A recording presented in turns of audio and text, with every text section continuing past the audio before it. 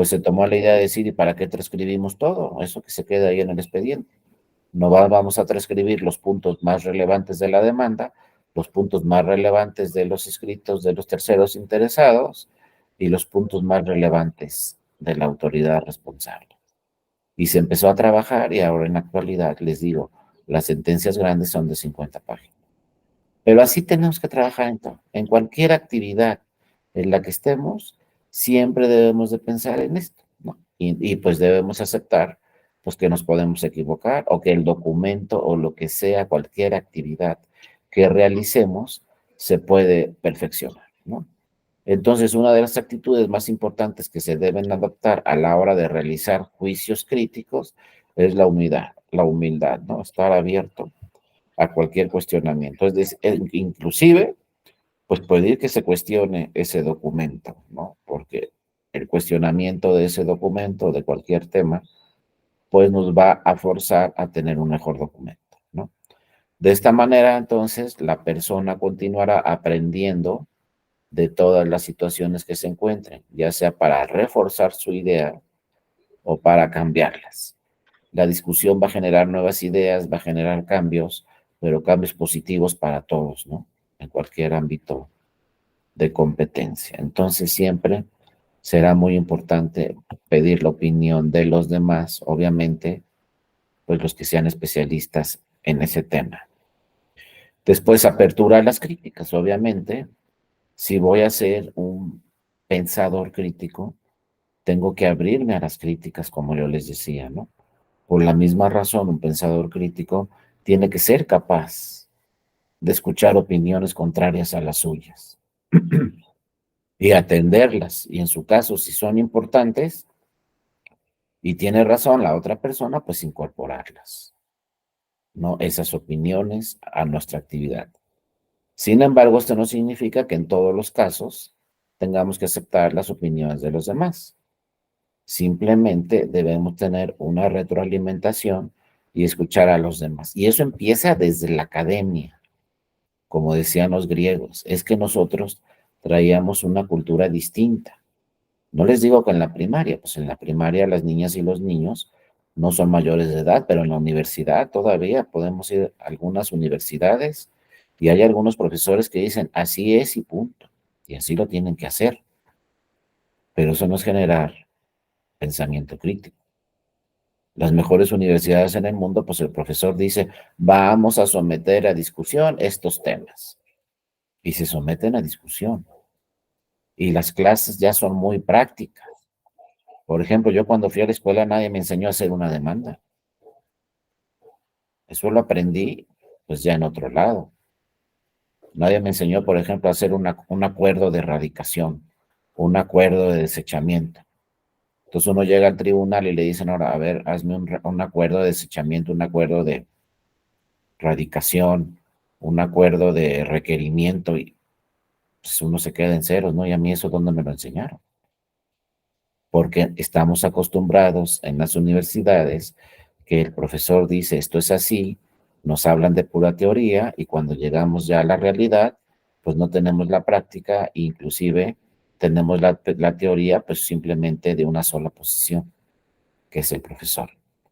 Entonces hay que fomentar muchísimo la discusión y también la práctica. ¿Quieres ser una buena abogada penalista? Pues a ver, aquí está el caso práctico, ¿cómo me van a resolver este asunto?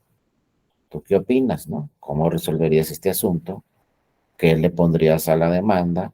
¿Cuáles serían los argumentos a la demanda? ¿Qué le dirías, no, a la jueza o al juez en tu demanda?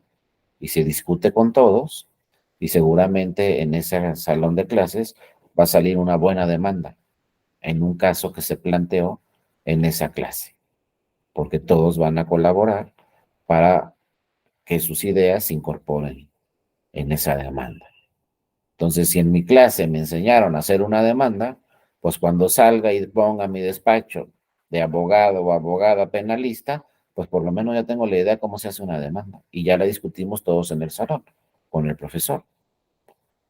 Pero mientras no tengamos clases así, mientras lleguemos a la clase y nos diga la maestra, pues apréndete el código penal y estamos del otro lado, pues no, no vamos a estar de ningún otro lado. porque no estamos generando pensamiento crítico. El código ahí está, si ni siquiera lo discutimos, las normas del código, pues ahí va a estar siempre y siempre va a ser igual y no vamos a generar pensamiento crítico. Entonces tenemos que trabajar en todos esos temas y también en lo profesional, en lo académico, como les digo, pues tiene que ver con todo, ¿no? Luego, otro elemento que debemos de tener si queremos ser pensadores críticos y generar nuevo conocimiento y nuevas ideas, será el respeto, obviamente, hacia los demás. Como nos dice aquí el autor, aunque en muchas ocasiones sus ideas serán más válidas que la de la mayoría de las personas, a lo mejor mis ideas son mejores que la de la mayoría de las personas. Puede ser. El pensador crítico debe de respetar a los demás. Con independencia de quién tenga la razón, hay que escucharlos y analizar sus ideas. Vean que eso nos cuesta mucho trabajo, ¿eh? En México, desde la academia. No le hacemos mucho caso a los griegos, no discutimos los temas. Simplemente le hacemos caso al profesor y listo. Pero los griegos no nos dijeron hagan caso al profesor. Los griegos nos dijeron, discutan con el profesor y pregúntenle por qué es esto, y por qué es esto, y por qué no lo podemos perfeccionar. Y entre todos, pues se trabaja con nuevas ideas, ¿no? Claro, respetando, sobre todo en este caso, pues al profesor. Finalmente el profesor va a tomar las últimas decisiones y nos va a calificar y nos va a evaluar y todo lo que ustedes quieran. Pero sí tenemos que discutirlo. También en lo académico, digo, perdón, en lo profesional. Luego yo he escuchado que dicen, no, es el jefe y ya lo dijo el jefe. No, pues es que al jefe también le conviene que escuche nuestras ideas y decirle, oiga, ¿sabe qué? Yo pienso esto y aquello y a lo mejor aquí nos podemos estar equivocando, aquí no, etcétera. Y entonces el jefe eso no los va a agradecer, o la jefa o quien sea, el superior jerárquico, ¿no? Nos los va a agradecer porque va a decir, bueno, esta persona sí me está diciendo que aquí podemos estar en este error, ¿no? Podemos estar cometiendo este error en este tema. Pero hay quienes no les dicen porque dicen, no, pues ya lo dijo el jefe, ya. Pues no, a lo mejor puede estar equivocado. Como nos dice este autor, todos nos podemos equivocar y entonces todos tenemos que discutir los temas para generar nuevas ideas, nuevos temas, lo que sea, ¿no? Lo vamos a platicar. Lo que sea, por ejemplo, otro ejemplo que a mí me llamó mucho la atención, el dueño de la Bimbo, que ya hace algunos años falleció. Pero el dueño de la Bimbo, pues cuando contrataba a una persona, le daba un manual. Mira, aquí está tu manual. ¿Y este manual para qué es? No, pues es que este manual dice a qué hora tienes que llegar, cuáles son todas tus funciones y a qué hora te tienes que ir. Y luego les decía, necesito que me revises el manual para ver cómo lo podemos perfeccionar. Entonces realiza estas actividades y dime cómo podemos perfeccionar estas actividades. No, pues, ¿qué vas a hacer tú? No, pues que llego a las 8 de la mañana y que no sé qué y que no sé cuánto. Bueno, ¿cómo podemos perfeccionar eso? ¿Cómo podemos hacerle para que llegues a las 8 y en vez de salir a las 6 de la tarde, salgas a las 4? Y a todos los trabajadores o trabajadoras, uno por uno, siempre les preguntaba, ¿no? ¿Cómo podemos perfeccionar el sistema? ¿Cómo podemos perfeccionar estos métodos? Todo lo que sea, ¿no? Si yo era chofer de una camioneta para distribuir pan, me decía cómo podemos hacerle para distribuirlo más, para gastar menos gasolina, qué coche debemos de comprar, todo. Pues a todo el mundo le preguntaba. Y claro, pues esa empresa es de las más exitosas de México, ¿no? Vende pan en muchísimos países del mundo, etcétera. Pero es que todos los métodos se iban perfeccionando. Y le preguntaba a todos, pero absolutamente a todos, sus trabajadoras y sus trabajadores, cómo perfeccionar lo que ellos hacían en lo personal.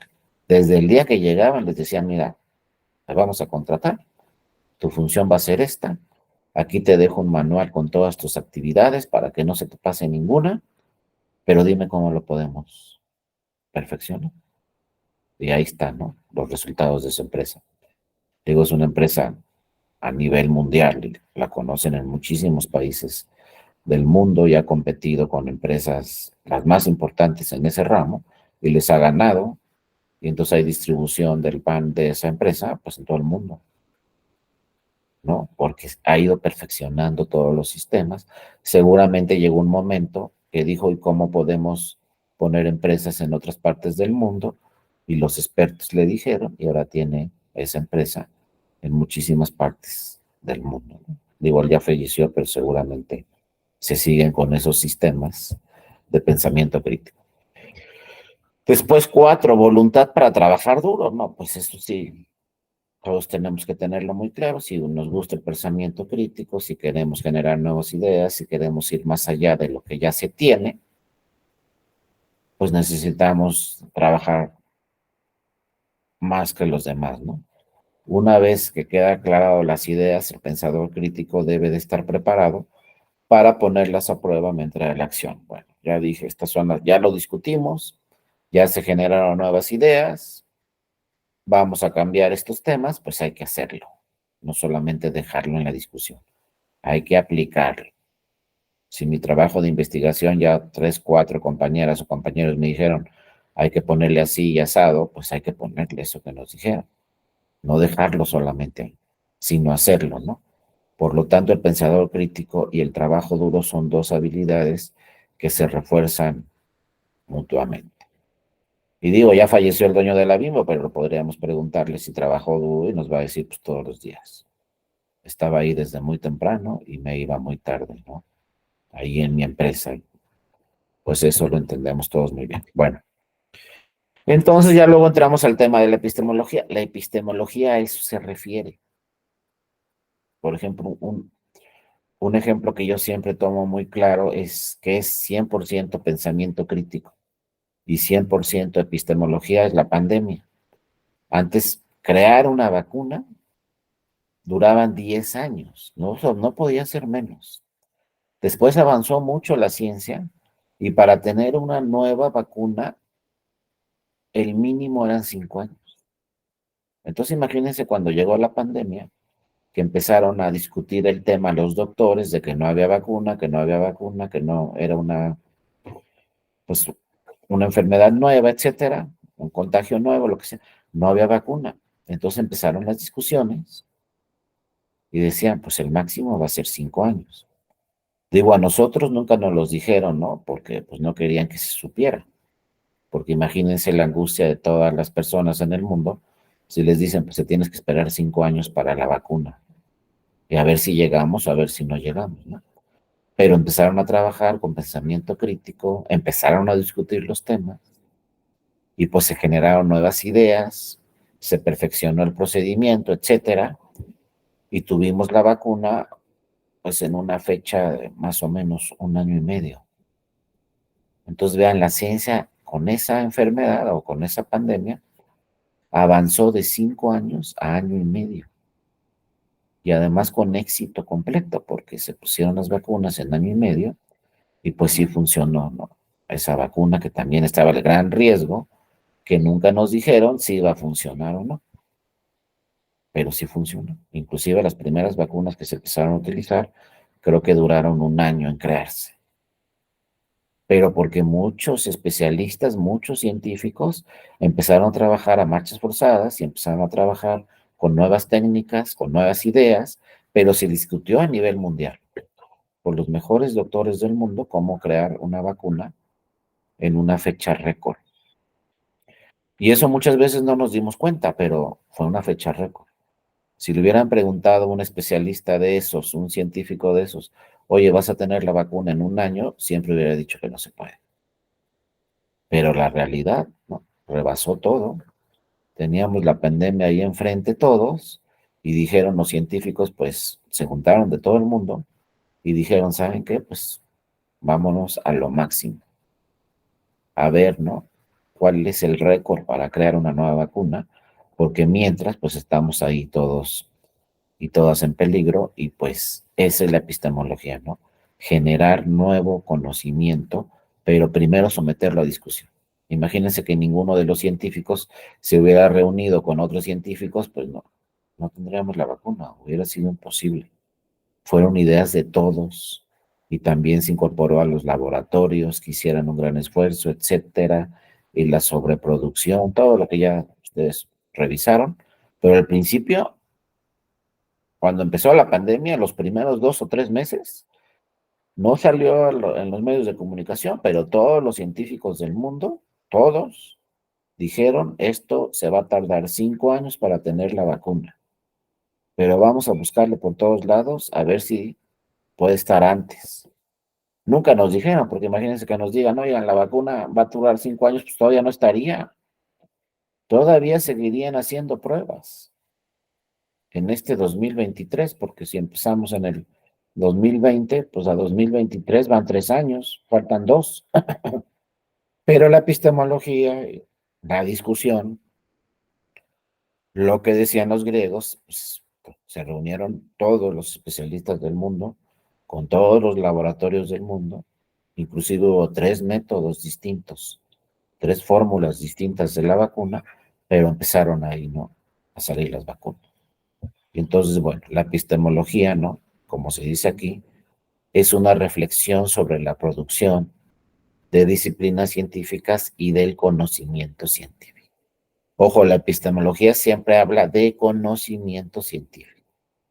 Podemos ir más allá, pero todo revisado científicamente. Es una ciencia.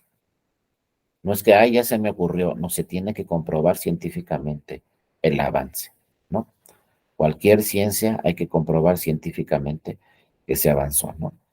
La epistemología es una reflexión también acerca de que las disciplinas científicas están produciendo. ¿Qué están produciendo? Trata de evaluar la naturaleza y la calidad de su conocimiento científico. Por ejemplo, también un tema ¿no? de la historia del mundo, ¿no? ¿Cuánto tiempo se decía pues que la Tierra era plana, que la Tierra era plana, que la Tierra era plana? Había científicos muy avanzados que decían no es plana, es redonda, pero no tenían cómo comprobarlo. No había conocimiento científico porque todavía no se tenían las herramientas necesarias para comprobar, ¿no? Que la Tierra era redonda, no plana. Y entonces sí duraron muchos años, pero antes de que se comprobara científicamente, ya había expertos que decían, es que no es plana la Tierra. No tengo, ¿no? El conocimiento científico, no tengo las herramientas necesarias para comprobarlo, pero yo estoy seguro que no es. Hasta que llegó, ¿no? Avanzó la ciencia y llegó a comprobarse, pues que la Tierra no era plana, ¿no? La Tierra era redonda. Pero imagínense a las personas en general decían, pues ¿cómo van a decir que es redonda? Si yo veo el horizonte, todo está plano, ¿no? ¿Cómo va a ser redonda? Es imposible. Pero bueno, poco a poco la ciencia lo fue demostrando y lo fue demostrando. Pero si todos se hubieran quedado, no, pues sí es plana y listo, hasta ahí llegamos, pues no hubiéramos llegado al conocimiento científico. Pero los expertos empezaron a trabajar, que no tenían las herramientas suficientes, pero empezaron a trabajar hasta que tuvieran las herramientas suficientes para comprobar científicamente, ¿no? Pues que la Tierra es redonda y etcétera. Pero así se va avanzando, ¿no? Lo que sí nos dice la epistemología es que tiene que haber un conocimiento científico sobre la verdad o la falsedad de sus teorías. Si yo tengo una teoría, la tengo que acreditar, si no, no vamos a decir que eso es cierto. No con explicaciones adecuadas, con una estructura formal y con, obviamente, muchas veces pruebas y evaluaciones y distintas explicaciones, ¿no? Como la vacuna del COVID, ¿no? Tuvieron que hacer muchas pruebas y tuvo que necesariamente tenerse un conocimiento científico, llegar a la verdad de que esa vacuna iba a ser eficiente, ¿no? Iba a ser real para todas las personas y ya después, pues aplicarla, ¿no? Además, la epistemología nos habla de plantear el problema de la elección entre diversos métodos. O sea, lo primero que tenemos que hacer es, bueno, vamos a generar nuevo conocimiento, vamos a avanzar en estos temas, pues hay que ver cuántos métodos podemos aplicar sobre esos temas. Y ya ven que al buscarle por varias partes, por varios métodos, también con este tema de la vacuna, pues cuando salieron las vacunas había 3 distintas. con 3 fórmulas distintas, ¿no? Porque se le buscó, pues, obviamente, por todos lados. Entonces, bueno, ¿qué caracteriza al razonamiento o el pensamiento crítico? ¿No? Entonces, si queremos ser, insisto, pensadores críticos, tenemos que cuestionar todo, lo que ya conocemos, lo que ya sabemos. A lo mejor en nuestras actividades cotidianas, pues hay algo que lo tenemos completamente dominado y lo tenemos que hacer todos los días, pero siempre hay que cuestionarnos cómo esa actividad la podemos perfeccionar. En cualquier cosa, no tiene que ser un cambio radical, ni mucho menos. Como yo les digo, pues a lo mejor en un trabajo de investigación, pues para el siguiente trabajo de investigación que haga, pues le perfecciono 2, 3 cosas. Y al siguiente otras 2 y 3 cosas. Y al siguiente así. Y entonces vamos avanzando en este tema, ¿no? Como se dice aquí también, se trata de criticar, de cuestionar los supuestos sobre los cuales se construyen las teorías y cuestionar esas teorías. Evaluar la robustez de la evidencia y la solidez de los argumentos. ¿Qué estoy haciendo? ¿Cómo lo estoy haciendo? Tengo que evaluarme a mí mismo primero, luego evaluar en su caso a un equipo de trabajo y luego evaluarnos todos, ¿no? Reconocer los límites de la evidencia y el grado de certeza de las conclusiones y advertir, ¿no? Si hay algunos temas que se tendrán que revisar posteriormente. Finalmente, bueno, el pensamiento crítico se centra en análisis, evaluación y justificación de los argumentos y de las evidencias. La epistemología, entonces, bueno, son verdades frente a creencias y esto va a generar nuevo conocimiento. Siempre tenemos que enfrentar nuestra creencia a la verdad para generar nuevo conocimiento. Les digo, a lo mejor yo hago un examen en la escuela y pienso que voy a sacar 10, pero esa es mi creencia. Ya cuando me enfrente a la verdad y me diga, no, pues no sacaste 10, sacaste 8 por esto y esto y esto, pues ¿qué tengo que hacer? Trabajar en los elementos donde me equivoqué para que yo en lo personal tenga nuevo conocimiento. Ah, pues que eran 10 preguntas, que tuviste 2 malas. Pues analizar esas 2 preguntas malas que tuve, ver dónde estuvo el error y generar nuevo conocimiento, ¿no? A la hora de que ese error se perfeccione y ya no sea error. Entonces mi creencia era el 10, la verdad era el 8, entonces me faltaron 2 preguntas que contesté mal. Pues las voy a revisar, no las voy a atender y voy a generar nuevo conocimiento hasta quedar en el 10. Y como pasa en esto, pasa así en todos lados y es lo que tenemos que aplicar, ¿no? De esto se trata la epistemología, por eso es un diplomado que incorporamos en la Escuela Judicial Electoral, pues para que en cualquier actividad que realicemos, siempre pensemos en 2 temas, el pensamiento crítico y el generar o adquirir nuevo conocimiento vía cuestionamientos, vía crítica, vía revisiones, vía nuevos métodos, ¿no? Todo eso tenemos que hacer necesariamente en nuestras actividades para perfeccionarlas. La epistemología de la salud significa, en otras palabras, cambiar los paradigmas, los significados, romper modelos mentales, ¿no? Desplazar formas de pensamiento y conocimiento por otras formas, lo que implica, por lo tanto, un proceso de aprendizaje, desaprendizaje y reaprendizaje. Eso lo tenemos que hacer durante toda nuestra vida, porque fíjense, luego a nosotros nos cuestionan mucho los ingenieros. Los ingenieros nos dicen, no, es que ustedes, las abogadas y los abogados, son muy cuadrados, siempre es lo mismo. Aprendan a nosotros, ¿no? Las ingenieras y los ingenieros que siempre, cada año vamos perfeccionando. Y nos ponen el ejemplo, ¿no? El mismo que les decía, ¿no? Vean la industria automotriz, cada año los coches van avanzando, cada año son nuevas tecnologías, cada año mejores, ¿no? Hay un nuevo modelo, porque el nuevo modelo trae nuevas tecnologías, cambios. Imagínense que no haya nuevos modelos, pues no, ya estaríamos muy atrasados en... Pero ustedes, los abogados, siempre es lo mismo, presentan una demanda y esa demanda dura 50 años con los mismos argumentos y nos cuestionan.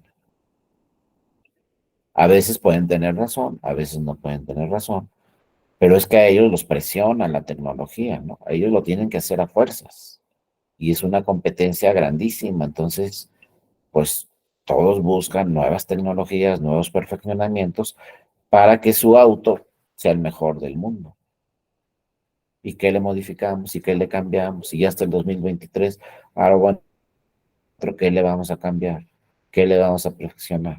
¿Cómo le vamos a ganar la competencia? Y luego el 25 ya lo están pensando y ya tienen programados los 2030. Entonces nos vamos nosotros, ¿no? A las ciencias sociales y dicen, a ver, este juez ya está pensando cómo va a redactar sus sentencias en el 2030. Pues tiene que generar pensamiento crítico. Este juez ya está pensando cómo va a accionar sus sentencias en el 2024, ¿qué les va a cambiar o van a ser iguales? Y así en cualquier rama, ¿no?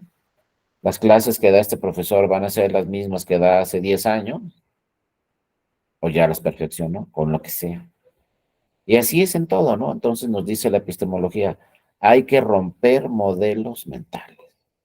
Y luego lo que más trabajo nos cuesta, porque les digo, la zona de confort, pues lo dice su nombre, es la más cómoda. ¿A qué le movemos? Y es en todas las partes de nuestras actividades. Desde que nos levantamos en la mañana, muchas veces aplicamos el mismo modelo mental en todo y no lo perfeccionamos. Y que en la mañana hago esto y esto y esto, y que ya luego me voy a trabajar y hago y esto, y luego regreso y hago esto. Ya me voy a acostar y hago esto y esto. Y no lo perfeccionamos. Y aquí nos dice, ¿no? La verdadera epistemología necesitamos cambiar paradigmas y romper modelos mentales, ¿no? Despedazar formas de pensamiento y conocimiento por otras nuevas formas, ¿no? Como nos dice, aprender, desaprender y reaprender. Entonces, este diplomado, esa es la importancia y ya lo vamos a llevar a la ciencia, no del derecho, y ya lo vamos a llevar también, pues ya directamente, finalmente, a la ciencia del derecho electoral, para que vean cómo se ha perfeccionado constantemente todo el sistema electoral, pero también el trabajo de todas las autoridades electorales se ha perfeccionado vía estos temas de pensamiento crítico y epistemología. Fíjense, hay un modelo mental que no podemos romper y que todo el mundo nos cuestiona, sobre todo la ciudadanía. Pero ese modelo mental en materia electoral no se puede romper y tenemos años y años con lo mismo y nos dice todo el mundo, ya queremos que lo rompan y no se rompa en materia electoral. ¿Cuál es? El del voto electrónico. Todas y todos sabemos que el voto electrónico es mucho más eficiente. Se tienen mucho menos costos con un voto electrónico. Y sobre todo, las autoridades electorales lo saben muy bien, cuando se incorpore el voto electrónico en nuestras elecciones, fíjense, es un dato importantísimo, ya no va a votar el 50% de la ciudadanía. Tenemos 32 años desde que nace el IFE y el TRIFE en 1990, que llevan las estadísticas y nos dicen, sale a votar el 50% y el otro 50% no sale a votar. Y eso es en promedio, ¿eh? Porque en el 2022 hubo elecciones en 6 entidades federativas y en ninguna salió a votar el 50%. En la que más salió a votar fue el 48%. Y en la que menos salió a votar fue el 37%. Y entonces no podemos romper ese modelo mental de, primero, ¿por qué no sale el otro 50%? ¿Qué pasa con esa ciudadanía que no quiere cambiar su modelo mental y no sale a votar? Primero, ¿no? Y segundo punto, ¿por qué no incorporamos el voto electrónico si hay muchos estudios en el mundo que dicen a la hora de que en México se incorpore el voto electrónico, va a salir a votar entre el 80 y el 90%? ¿Por qué ese tema no lo podemos superar, no lo podemos modificar? Si ya nos están diciendo, oye, no sé, pero aquí la ciudadanía ya la analizamos, ya estudiamos, ya hicimos pruebas empíricas, lo que ustedes quieran, y la ciudadanía nos está diciendo, ¿sabes qué? Si el voto es electrónico, sí voy a votar. ¿Sabes qué? Si puedo votar desde mi computadora, si puedo votar desde mi celular, si puedo votar desde mi tableta, voy a votar. Porque en otros países, como sucede así, pues por ejemplo, a ustedes les va a aparecer por ahí un mensajito, tienes una semana para votar, esta es tu contraseña, cuando entres a esa contraseña te vas a encontrar las boletas y márcalas, ¿no?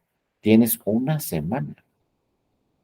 Entonces imagínense, nos dicen los estudios, a lo mejor esa persona no vota el lunes, tampoco el martes, pero ya el miércoles, pues se mete.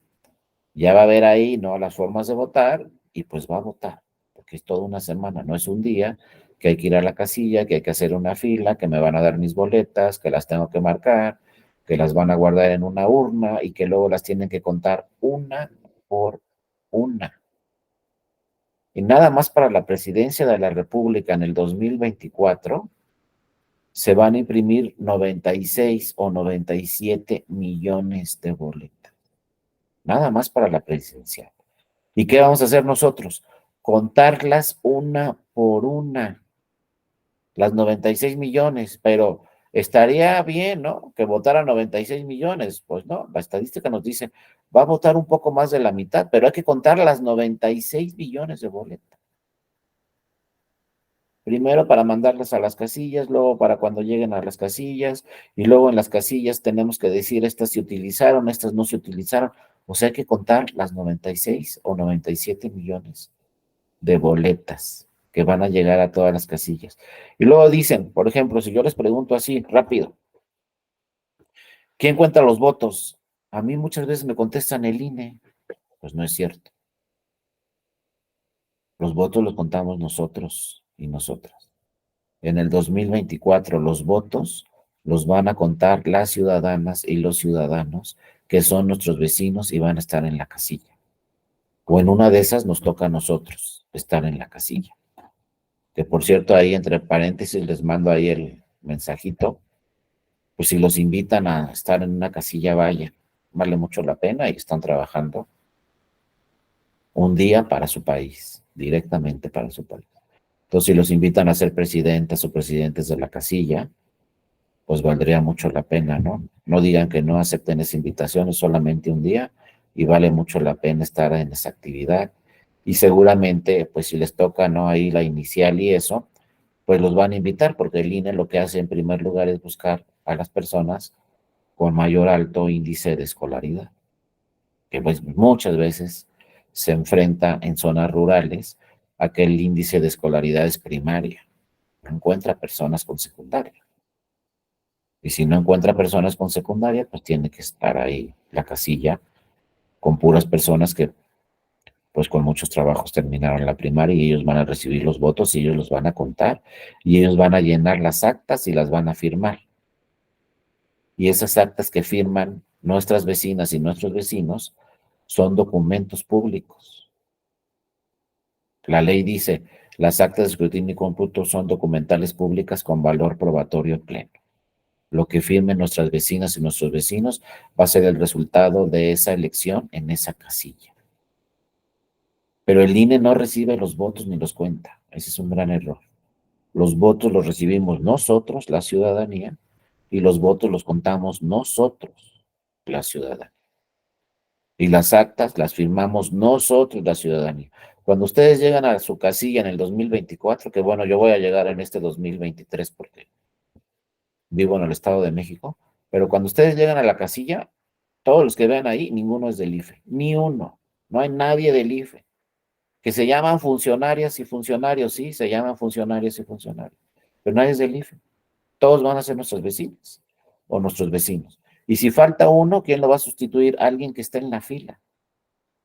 Un ciudadano, una ciudadana común que esté en la fila, va a sustituir a ese funcionario. O sea, el INE no está ahí. Entonces luego dicen, ay, que no sé qué, que el INE. Pues, ¿cuál INE? Hay que explicarle primero eso a la ciudadanía. Es que el INE no contó los votos. ¿Cómo no? Fuimos nosotros. Y ¿sabes qué? Ahí estaban los partidos vigilando. ¿Qué partidos? Todos. Todos los partidos pueden tener sus representantes en la casilla, vigilando que nosotros, los vecinos, estemos haciendo bien el trabajo. Y también los partidos firman las actas. Y eso a nosotros se nos hace así como en automático. Pero muy pocos países en el mundo los votos los cuenta la ciudadanía. En México los votos los contamos nosotros, ahí estamos. Y tenemos a los testigos ahí, que son los partidos políticos. Y a cada partido se lleva una copia de su acta. Y se llenan y las boletas se guardan en paquetes. Y se sellan los paquetes. Entonces estamos muy acostumbrados a que son las autoridades y que no sé qué, somos nosotros, ¿no? Pero bueno, ya los estudios nos dicen, háganlo electrónico. Y en el momento que lo hagamos electrónico, va a votar del 80 al 90, porque ese 50 tiene 32 años y no lo subimos. Y ya les comento, 2022 en ningún estado votó el 50%. Y luego otro dato que llama mucho la atención es, todos tenían la credencial, eso sí es cierto. El otro 50% que no salió a votar sí tenía la credencial en su bolsa, en su cartera, donde sea, pero sí la tenía y no salió a votar. Y luego fíjense, otra investigación que se ha hecho durante 32 años, le preguntan a la ciudadanía, ¿por qué no saliste a votar? Y la ciudadanía contesta, porque siempre ganan los mismos. Fíjense cómo es un tema de difusión este. ¿Y por qué siempre ganan los mismos? Porque no salió a votar la ciudadanía. Pues es como un círculo vicioso. Es que porque tú no saliste a votar, por eso ganaron los mismos. Que esos mismos se cambian de partidos, pero son los mismos. Y de repente vemos que hay un partido fuerte y luego hay otro partido fuerte y son los mismos, porque ¿saben quiénes son esos? La militancia de los partidos políticos, los simpatizantes. Los partidos políticos cada vez hacen mejor su trabajo. ¿Cuál es su trabajo? Tener estructuras, simpatizantes y militantes que el día de la elección salgan a votar a favor de su partido. Pues esos sí están ahí. Entonces, por ejemplo, en Quintana Roo, el año pasado, votó el 37% de los de la lista nominal. Y fíjense, a lo mejor, no sé, no tengo bien los datos, pero puede ser, ¿no? Que un partido dijo, yo aquí tengo 20% de militancia, de voto duro. Otro dijo, no, pues yo tengo el 10 y estoy buscando tener más, pero tengo el 10. Y otro partido dice, no, pues yo tengo el 5 con mis simpatizantes y mi militancia, pues apenas le pego al 5% de la lista nominal. Bueno, está bien. Entonces, en esos tres partidos tienen 35% de militantes en la lista nominal. Esos tres partidos nada más. Y entonces viene la elección y vota el 37%. ¿Quiénes votaron? Pues la militancia de esos partidos. 20, 10 y 15. Es un supuesto, no sé, no tengo bien los datos. Entonces son 35.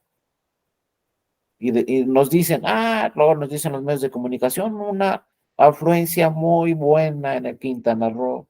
Salió la ciudadanía a votar, no hubo problemas en las casillas. Todo muy bien, pero salió el 37%, como que todo muy bien.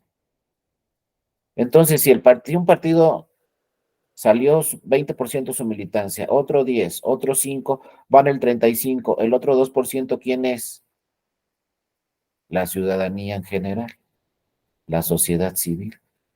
Pero entonces, fíjense, eso nunca lo van a decir los partidos y muchas veces no lo analizan los medios de comunicación, pero salió a votar 2% de la sociedad civil y 35% era la militancia de los partidos políticos. ¿Qué nos están diciendo en Quintana Roo? La sociedad civil no salió a votar. ¿Quién decidió esa elección? Los partidos políticos con su militancia. Y esa es su chamba, ¿eh? Nuestra chamba como ciudadanos es salir a votar, pero si no salimos, los partidos dicen, pues yo ya gané. Muchas veces a los partidos no les interesa tanto que salga la sociedad civil, porque ellos saben que con su voto duro van a ganar. El día que salga la sociedad civil, entonces sí los partidos les cambian todos sus números y les cambian todas sus encuestas y todo les cambia. Pero tiene que salir la sociedad. Y como tenemos 32 años, cuando el promedio es 50%, pues los partidos políticos trabajan sobre ese 50%. y no trabajan sobre el otro, porque históricamente el otro 50% no sabe votar. ¿Y cuál es el otro 50%? La sociedad civil, ¿no? Y hace bien su trabajo el INE, pues ahí está la casilla, ahí están nuestras boletas, estamos en la lista nominal, tenemos nuestra credencial, nos dice de 8 a 18 horas vas a ir, es un domingo, o sea, todos los temas están ahí listos. ¿Quién va a recibir los votos? No te preocupes, los va a recibir la ciudadanía para que no haya problema. Antes los recibía el gobierno los votos, ahora los recibe la ciudadanía. Antes los contaba el gobierno los votos, ahora los cuenta la ciudadanía. Antes organizaba las elecciones la Secretaría de Gobernación, ahora las organiza el INE. Antes no había tribunales electorales, ahora sí hay tribunales electorales que revisan lo que hace el INE, lo que hacen los partidos, lo que hacen las candidaturas, pero no sale a votar el 50%. Y la epistemología en todas estas investigaciones que hacen, nos dicen, ¿saben qué? Pues en México ya no cambiaron su modelo mental, la mitad de la ciudadanía no quiere votar, ¿cómo lo vamos a perfeccionar? Y la sorpresa, voto electrónico. Con voto electrónico, nos dicen, va a votar el 80 o el 90%. Pero necesitamos ahora que este tema del pensamiento crítico llegue al Poder Legislativo. Y el Poder Legislativo, en una reforma, apruebe el voto electrónico. Parece sencillo, pero no es nada sencillo. También tenemos cuántos años tratando de que se apruebe el voto electrónico y dice, no, es que en 1988 se cayó el sistema. O sea, para que me entiendan, dice, no, hay que seguir con el Volkswagen Sedan. Y entonces le hablamos a los jóvenes y les decimos, oye, si eres escrutador, acuérdate que de las copias al carbón que le tienes que dar a los partidos. Y nos dice un joven, o sea, ¿qué? ¿De qué me estás hablando? ¿Qué es eso de copia al carbón? No entiendo. Sí, copia al carbón, como cuando escribíamos a máquina y queríamos una copia, pues poníamos ahí, ¿no? La copia al carbón. ¿Qué es eso? No entiende. Y las elecciones siguen, así, hay que decirlo claramente, las elecciones siguen con copia al carbón. Pues estamos adelantados o no. ¿Hay pensamiento crítico o no? ¿Hay epistemología o no? Nada de eso se está aplicando en las elecciones y bueno, ojalá. Fíjense, el plan B, tan cuestionado que la Corte ya la mitad dijo que es inconstitucional y está revisando la otra mitad. El plan B ya tenía ese pensamiento crítico, porque el plan B decía, en los próximos 5 años, la Cámara de Diputadas y Diputados tiene que implementar el voto electrónico. Entonces tiene que hacer las investigaciones, las pruebas y todo lo necesario para implementar el voto electrónico. Es decir, el plan B decía, para el 2027 prácticamente tiene que estar listo el voto electrónico. Ya ahí trabajaron nuestras diputadas y diputados en el tema y aprobaron esa norma, pero como aprobaron la norma en un día y no cumplió con todos los requisitos para aprobar una norma, pues lo más seguro es que sea inconstitucional. No el fondo de la norma, en el sentido este del voto electrónico. Lo que puede ser que sea inconstitucional es que no cumplieron con los procesos para realizar una reforma electoral o cualquier reforma, ¿no?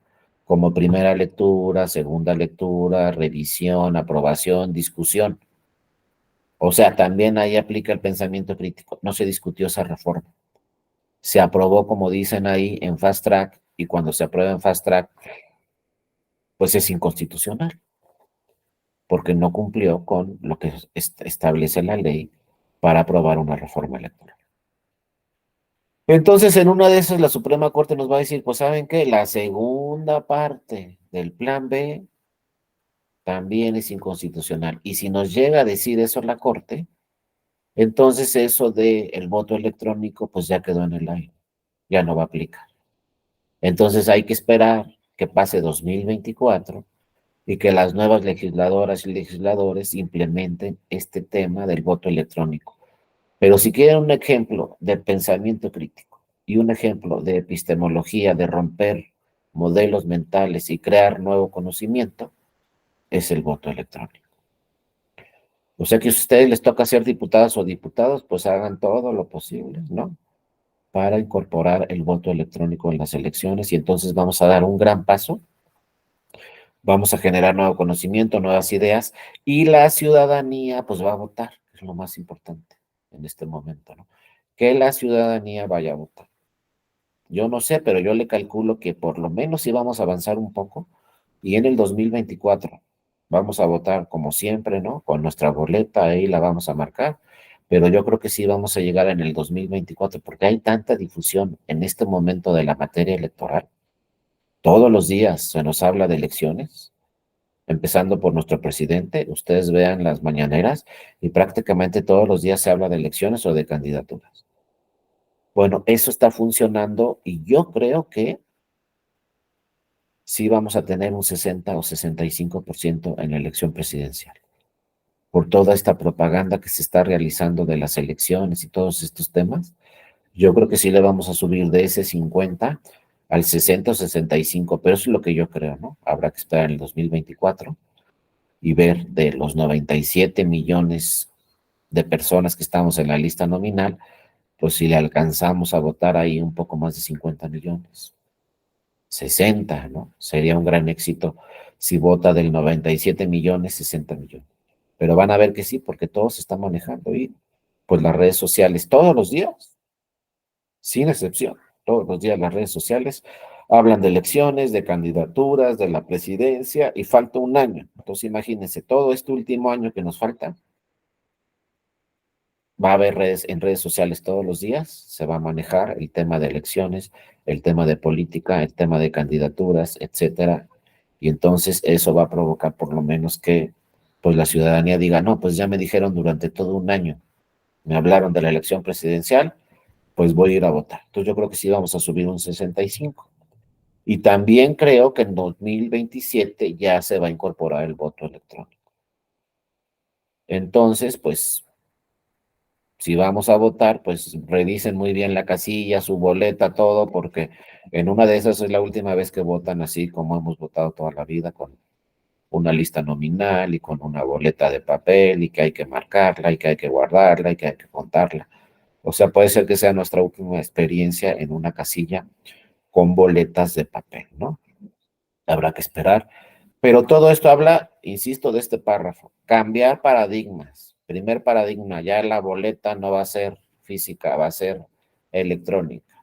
Vamos a romper los modelos mentales de que, ay, no, es que tengo que hacer una fila y luego tengo que esperarme y luego tengo que marcar la boleta y luego la tienen que guardar en una urna y luego la tienen que contar y luego tienen que sacar boletas, digo, copias al carbón, y etcétera, etcétera. Ese modelo mental que tenemos, pues sí nos los pueden cambiar, como dicen por ahí, no coloquialmente de un plumazo, cuando la ley diga ahora el voto será electrónico y listo, ¿no? Ahora, otro tema muy importante es, pues nuestro presidente ya nos dijo, yo antes de que me vaya va a haber cobertura de internet en todo el país. Nos falta un 20%. Vamos a ver si de aquí al 30 de septiembre del año que entra, que es cuando termina el presidente, hay una cobertura nacional de internet. Esperemos que sí, pero claro, no lo puede hacer todo el gobierno, necesita apoyo, pues, de estas empresas privadas, ¿no? Que son las que llevan internet a las zonas rurales. Pero si llegamos a tener internet a nivel nacional, pues entonces todavía de una forma más sencilla puede implementarse el voto electrónico. A lo mejor no lo tenemos internet en 2024 a nivel nacional, pero yo estoy seguro que para el 2027 pues ya habrá una cobertura nacional de internet, ¿no? Les digo, nos falta 20% nada más. Solo 20% de las familias en nuestro país no tienen acceso a internet en su domicilio, porque si salen a un parque, si salen a una zona así, sí hay, pero en su domicilio no hay, ¿no?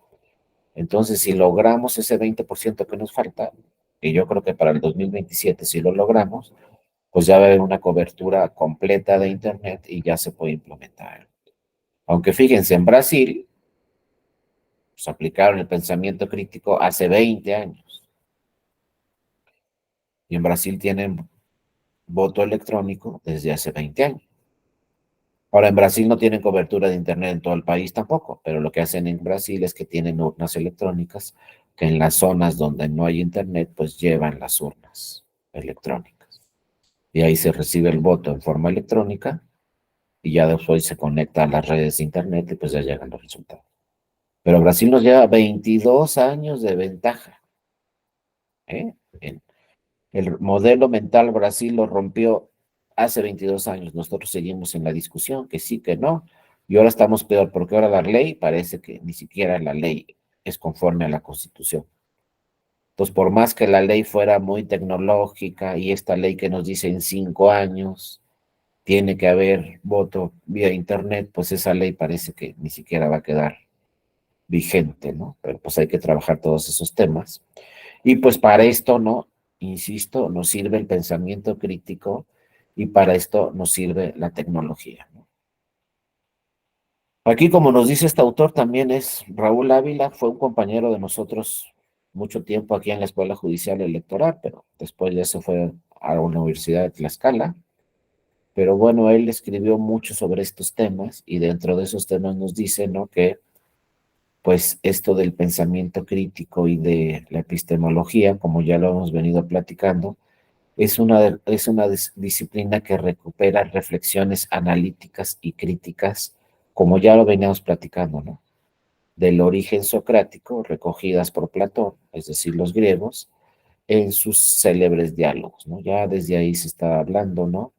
De que hay que modificar nuestras formas de trabajar, discutir los temas y llegar siempre a una verdadera creencia justificada, llegar a la ciencia.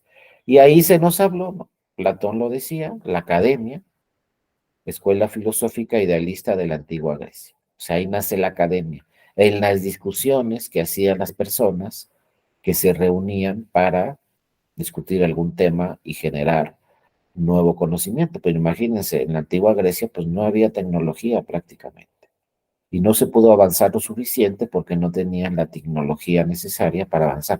Pero ahí nace la academia.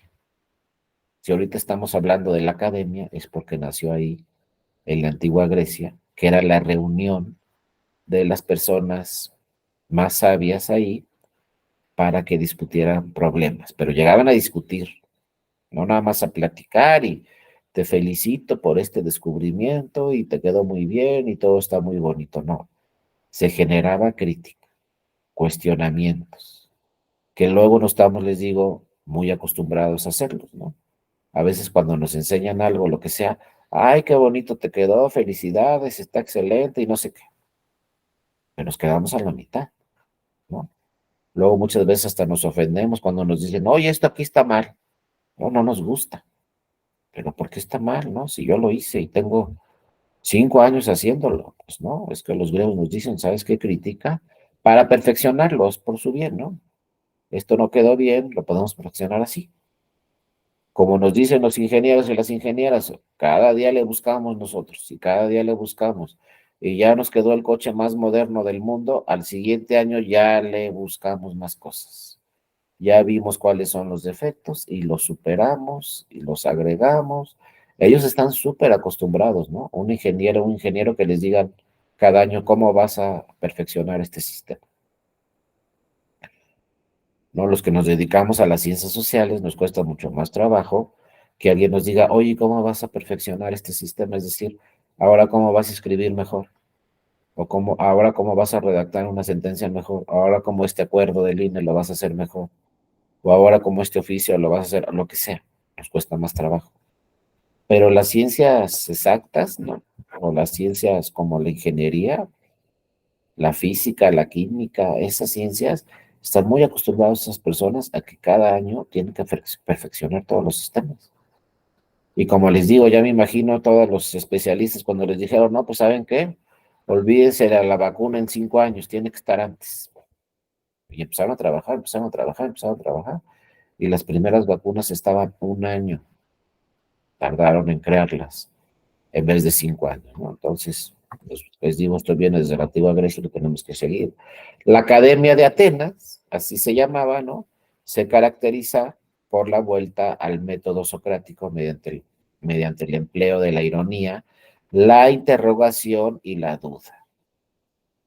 Y vean, lo decían los griegos y nos, ay, ¿por qué me estás interrogando, ¿por qué tienes dudas sobre lo que estoy haciendo? ¿Piensas que lo estoy haciendo mal o qué? ¿No? Es de mala fe, no sé qué, no. Simplemente te voy a interrogar, te voy a cuestionar, voy a generar la duda a ver si lo podemos perfeccionar. Obvio, todo debe ser de buena fe, pero siempre, pues buscarle, ¿no? ¿Cómo lo podemos arreglar, no? Entonces, en el sentido estricto, la epistemología general se ocupa de calificar la naturaleza y la validez del conocimiento científico. En sentido amplio, se extiende al estudio del origen de conocimiento, de los métodos que utiliza, así como de la organización y los límites de las fronteras institucionales. Es decir, hay que eliminar esas fronteras, hay que ir más allá de las fronteras. Mañana, les digo, yo no soy muy teórico, yo soy más práctico. Ya con algunos compañeros míos o compañeras van a ver más temas de teoría. Yo soy más práctico. Mañana vamos a ver cómo esta epistemología ha aplicado directamente en la materia electoral y cómo ha avanzado el conocimiento en la materia electoral y cómo se ha pues atravesado muchísimas fronteras en la materia electoral. Lo vamos a platicar rápidamente. Simplemente mañana les voy a platicar de las atribuciones del Tribunal Electoral, como sin, primero empezamos sin Tribunal Electoral y ahora tenemos un Tribunal Electoral. Y eso pasó solamente en 30 años, pero en 30 años rompiendo fronteras y fronteras y fronteras y fronteras en la materia electoral. La primera frontera que se tenía que romper, que lo vamos a ver mañana rápidamente, ya en lo práctico, ya en lo real, pues era que las elecciones no las organizara la Secretaría de Gobernación. Y eso a lo mejor ya no suena común, pero duramos años y años y años y años, donde las elecciones las organizaba la Secretaría de Gobernación. Hasta 1982, cuando ganó el presidente Miguel de la Madrid, esa elección la organizó la Secretaría de Gobernación. O luego tuvimos un caso así que también llamó muchísimo la atención en el mundo, cuando ganó el presidente José López Portillo, era el candidato único. ¿Con quién compitió López Portillo? Si revisan la historia, con nadie, era el único candidato. Pues, ¿quién iba a ganar? Pues él. ¿Y saben cuánto duró su campaña? 6 meses. Y uno se pregunta, bueno, ¿y para qué hiciste campaña 6 meses y tal y tal y tal si eres el único candidato? Pero era el único candidato. Imagínense de qué sistema veníamos. Partido hegemónico, único candidato, no existía la representación proporcional, entonces la Cámara de Diputadas y Diputados, todos eran del mismo partido. ¿Cuántas diputadas había? 3 o 4, máximo. ¿Cuántas gobernadoras había? Ninguna. La primera es la de mi estado, yo soy de Colima, la primera gobernadora fue en Colima. Cuando en 1979, con Griselda Álvarez y dijimos, pues van a empezar las gobernadoras, no era la única y los 6 años fue la única gobernadora. Pero fíjense lo que es una persona visionaria, ¿no? Esa gobernadora Griselda Álvarez, cuando hizo campaña para ser gobernadora, invitó a una persona y le dijo, ven, acompáñame en toda mi campaña porque tú vas a ser la siguiente gobernadora de México. ¿Y saben quién la acompañó en toda su campaña? Beatriz Paredes, actual senadora de la República. Dijo, vente porque tú vas a ser la segunda gobernadora del país. Y Beatriz Paredes, que era muy joven, dijo, pues en una de esas sí pega, entonces me voy a ir con Griselda Álvarez en su campaña. Ganó la campaña en Colima, Griselda Álvarez fue gobernadora y la segunda gobernadora que tuvimos años después fue Beatriz Paredes por Tlaxcala. Pero eran una, cada 10 años. Entonces, esto también nos habla de romper fronteras, de romper modelos mentales. Por eso les digo, por eso la epistemología es tan importante.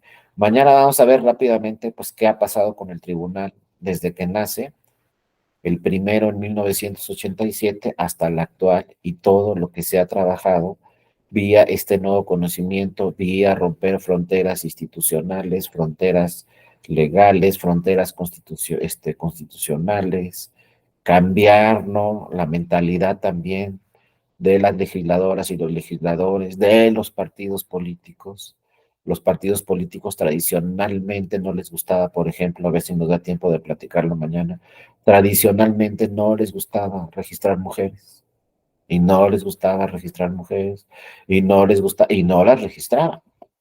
No había candidatas en las elecciones y por lo tanto no había legisladoras. Muy pocas, excepcionales, como este caso que les digo de Griselda Álvarez, que antes fue senadora, después fue gobernadora, y de Beatriz Paredes, ¿no? Que fue gobernadora, ha sido diputada, ha sido senadora, ¿no? Desde mi punto de vista, ya eso es muy particular, ha sido una excelente legisladora y todavía la tenemos ahí, ¿no? De senadora, pero ella empezó así, cuando no había mujeres en ningún lado, ¿no? Eso nos habla también de discutir, de criticar para generar nuevas ideas, nuevas fronteras. Y no crean que nada más queda ahí, ¿no? Hay conocimiento científico y está acreditado, ¿no? Y ahora están impresionados en el mundo, sobre todo, fíjense, los países más avanzados en el mundo, pues sí, no, ya ni hablan de México, porque no les gusta hablar de México, porque están impresionados de que pues, dicen, a ver, ¿cómo está el Parlamento en México? No, pues ¿cómo está la Cámara de Diputadas y Diputados? Pues ¿cuántos curules hay ahí? Pues 500. Hay 500 espacios en México. Ay, son muchos, pues sí, son muchos porque somos 130 millones de personas. Bueno, son 500. Bueno, ¿cuántas mujeres hay? ¿Cuántas diputadas hay? ¿No? Y luego, ojo con el Internet y con esto nuevo de la inteligencia artificial, porque por más avanzada que está la inteligencia artificial, se equivoca. Si ustedes ponen ahorita la inteligencia artificial y le preguntan, ¿cuántas diputadas hay? No les va a decir. Muy inteligente, pues no les va a decir. Si ustedes entran en internet y dicen, ¿cuántas diputadas hay en la Cámara? Tampoco les va a decir, porque están mal los datos. No vienen todos los datos completos. Pero si ustedes me preguntan, o yo les pregunto a ustedes, ¿cuántas diputadas hay en este momento de 500 curules? ¿Saben cuántas hay? 250 exactas. Y entonces me podrían decir, pues está muy bien, tenemos 250 diputadas. Es lo normal, pues no, es completamente no es lo normal, porque ningún país en el mundo tiene 250 diputados, o bueno, la mitad de legisladores. Si le buscamos, a lo mejor son dos o tres, ¿eh? Y son muchos. Pero los alemanes no nos pueden decir tenemos la mitad de legisladoras, los ingleses tampoco, los americanos tampoco, los canadienses tampoco, los franceses tampoco. O sea, las democracias más avanzadas en el mundo no tienen la mitad de legisladoras.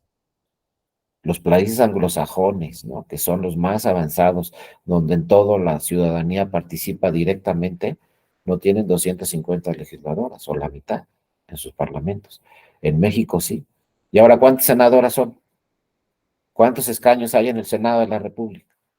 Tampoco a lo mejor Internet no les da ese dato, la inteligencia artificial menos, porque la inteligencia artificial a lo más que alcanza es ganaron tantas senadoras en el 2018, pero la inteligencia artificial no les va a decir, pero ¿sabes qué? Esta se fue de gobernadora, pero ¿sabes qué? Luego resolvió la sala superior una sentencia donde lo modificó, eso ya no le alcanza a la inteligencia artificial, ¿no? Pero ¿cuántas son en este momento? De 128 escaños, 64 son senadores. Y había antes 63 senadores. Ahorita ya son 64. ¿Por qué había 63? Porque un senador dijo, me voy de gobernador a Tamaulipas, ganó la elección y se fue de gobernador. Y luego entró el suplente. Pero desafortunadamente el suplente tuvo un accidente, falleció, y entonces faltaba un escaño. Entonces eran 64 senadoras y 63 senadores. Eso no se los va a decir tampoco la inteligencia artificial. Entonces luego se convocó a elecciones extraordinarias, el INE, para que hubiera una elección en Tamaulipas y elegir a un nuevo senador o senador. Y ganó un hombre del mismo partido y entonces volvimos a tener en este momento 64 senadoras y 64 senadores. Pero hubo un tiempo, cuando falleció esta persona, que fue el senador suplente y luego llegó a senador propietario, cuando falleció, pues había más senadoras que senadores. Había 64 senadoras y 63 senadores. Todo eso, ahí se los dejo también de tarea, Todos esos datos no se los va a decir la inteligencia artificial. Tampoco les va a decir que hubo una elección extraordinaria y que por eso somos 64 y 64.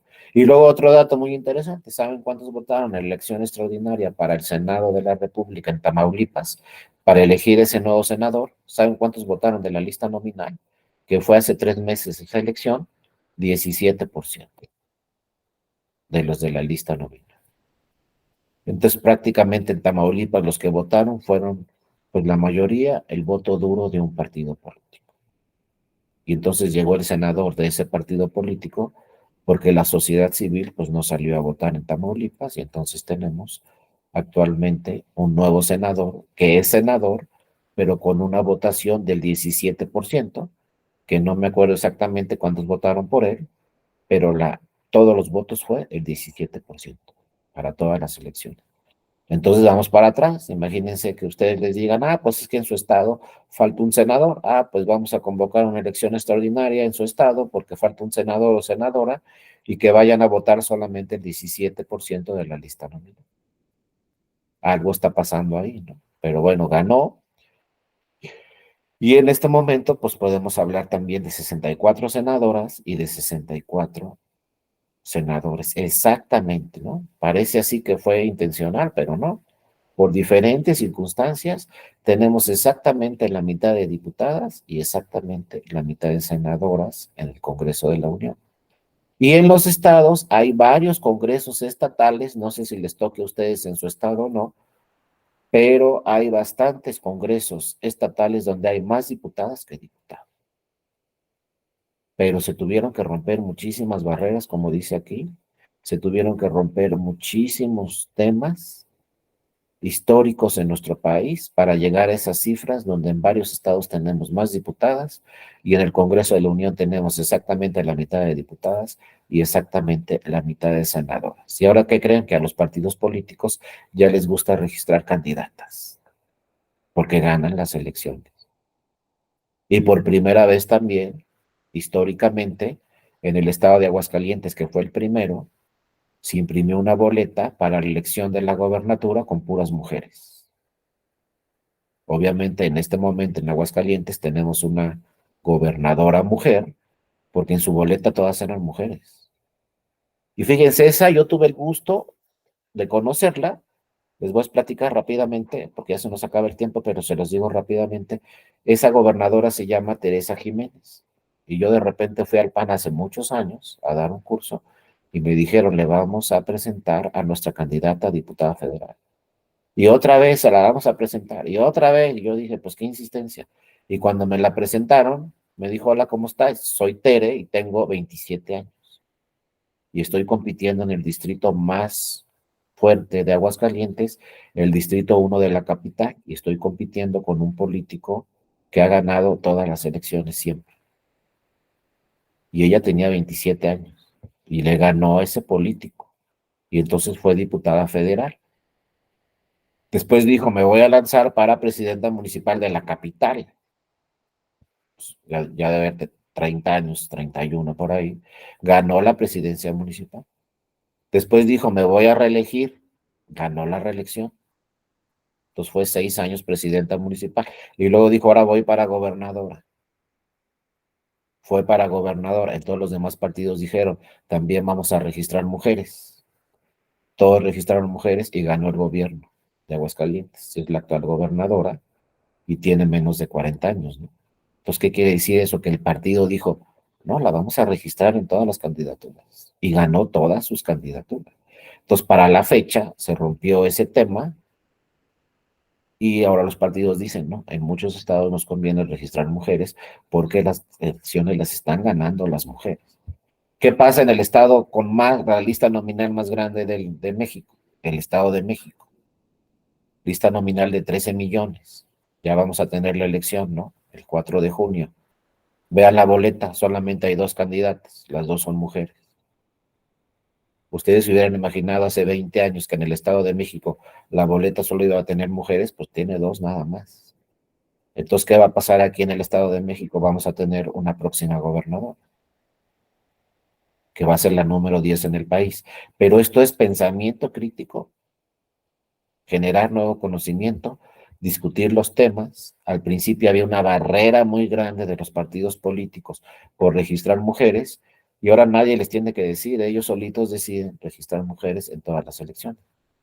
Y ojo, vamos a la presidencial, ¿eh? Yo no sé si va a haber candidatas o no, pero ahorita en las encuestas, la más alta es mujer para ganar la elección presidencial. Todo esto se está generando gracias a lo que nos enseñaron, ¿no? Los griegos: discutan los temas, enfrenten los temas y luego comprueben esos temas. ¿Cómo lo comprobamos en las elecciones? Registren mujeres para ver si la ciudadanía en México vota por las mujeres. Y resulta que empezaron a registrar mujeres por sentencias del tribunal, y resulta que la ciudadanía empezó a votar por las mujeres. Y luego resulta que las mujeres hicieron muchas cosas en el Congreso de la Unión, hicieron algo que pues reformaron la Constitución.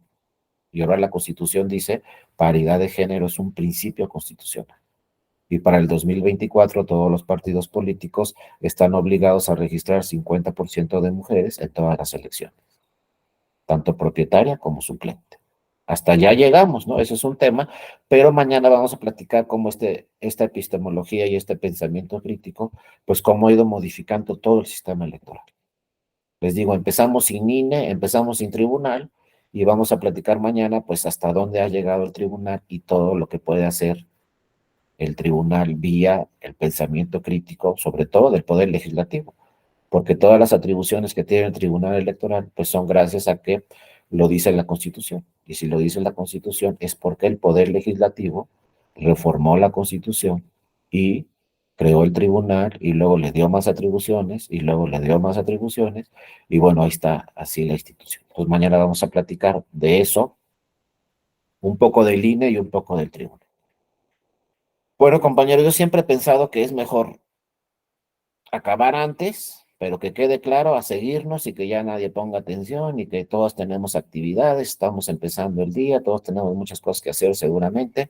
Entonces, con eso terminamos el día de hoy. Yo les agradezco de verdad mucho a todas y a toda su atención.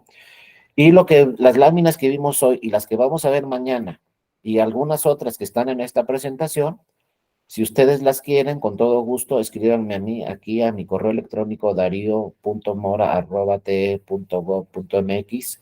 Si me escriben ahí, yo con todo gusto les contesto enviándoles esta presentación, las láminas que vimos hoy y las que vamos a ver mañana. También ahí estoy a sus órdenes en mi correo electrónico, cualquier tema relacionado con la materia electoral o con la oferta académica de la Escuela Judicial Electoral, pues siempre estaría a sus órdenes. De verdad, escríbanme con toda confianza, no solamente en este diplomado, cuando necesiten algún tema relacionado con la materia electoral.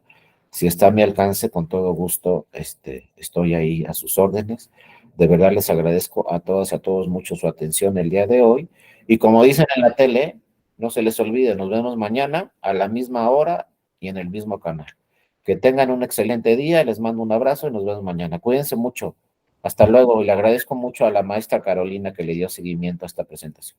Gracias, hasta luego, nos vemos. Excelente día, profesor. Muchas gracias, hasta luego, Carolina, Eduardo, Eder, Aldo, Carmelita, Maugani, muchas gracias.